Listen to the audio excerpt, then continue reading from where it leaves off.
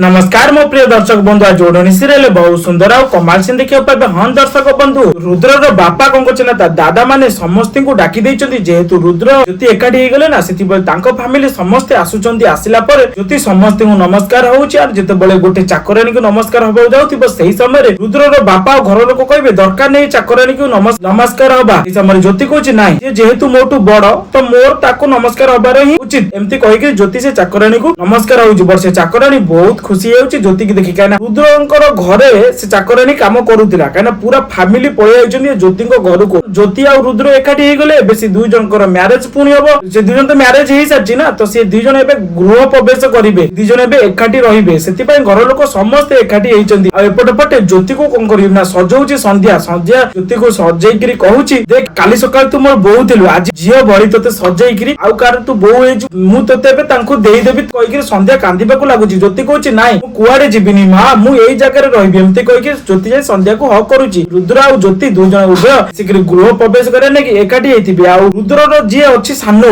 रुद्र दादा आ सानो आछछ ना, सानो ज्योति को पूरा बेकार कथा कहबाकू लागुची। आन कहूची कि समस्त आगे रे ये गोटे विधवा, हम विधवा को केमिति घर को आनिबजो, आ विधवा केमिति तमे गृह प्रवेश करूचो। ए समय रुद्रर मां रागी जाय कहूची, देख तू एलु ए घरर गोटे माने सानो बहु, तू चुप हे रह, तोते एते कथा गपिया को कुआ जाउनी कि ए कोन कथा कहया गपिया कुआ जाउनी। तापर सेही समय से सानो ऊपर चुप हे जाउची। तापर रुद्रर सानो जाय कि ज्योति को जाय कि कहूची आ नुहाबू, कने नुहाबू जेतो कहि ज्योति कहला नाइ मते एक कथा डाकिबा दरकार नाइ, मते बस डाको कि ज्योति बेली। सेही समय से ता सानो डाकुची डायरेक्ट ज्योति को कहूची, मु एमिते तो विधवा भी तोते डाकी परिबी। कथा सुनि कि ज्योति मन पूरा बहुत दुख होउची। तापर ज्योति आ रुद्र मिसे कि घर लोकन समस्त पाकर गृह प्रवेश करूचंती आ आशीर्वाद नउचंती। तापर सेही समय रुद्रर सानो जी आसी जे घर को ना, सिया ज्योति को जाय कि कहूची, अरे रुद्र तोर एबे तो गृह प्रवेश हे गेला, तू एबे नै जा तो बेडरूम को। माने एम्ति गोटे नाच बाली की जेम्ति कहंती सेम्ति पूरा देखि ही कहूचे। सेही समय मा ठाकुरे ओ जो रागी कि रुद्रर सानो को जाय बिगड़ी कि कहूची, देख एते बड़ कथा कहि परिबुनु ज्योति ना रे, आ जदी तू कहिबु ताल तो बैग पत धर, तू ए घरु चली जा। तापर रुद्रर बापा को मा ठाकुरे को जे सब कोन, रुद्रर बापा जाय कि रुद्रर सानो को बहुत जोर बिगुची। तो सांग माने ये जो आसीचंदी फैमिली ज्योति को घर को, काहे कि ना एथि पय कि ज्योति नार सब संपत्ति हे जायछि। एमिति कोन करिए घर लोक समस्त को मारी देई ज्योति को रखिबे। ज्योतिर जतक संपत्ति सब रुद्रर फैमिली नार सब हे जिबा। आ एमाने घर को लुटिए को आछन, पूरा महाभारत हबा को जाउछि। माने नेक्स्ट पार्ट रे बहुत खतरनाक सीन देखिबे, घर पूरा होल फैमिली मरि जिबे। हां दर्शक बंधु, नेक्स्ट पार्ट जानियो छ ना, हम चैनल को सब्सक्राइब करो, मु बहुत जल्दी अपलोड करबी। धन्यवाद, नेक्स्ट वीडियो को देखा हबो। Thank you.